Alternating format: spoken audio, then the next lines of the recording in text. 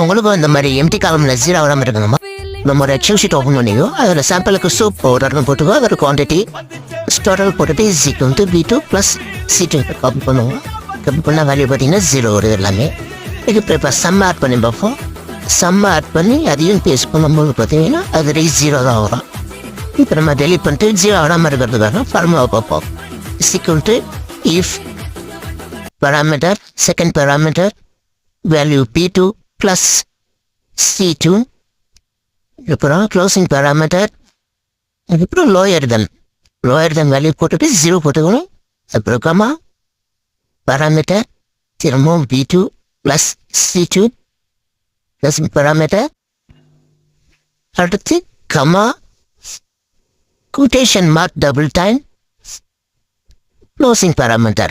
Enter இப்போ copy பண்ணி paste பண்ணும்போது பார்த்தீங்கன்னா 0 வராது.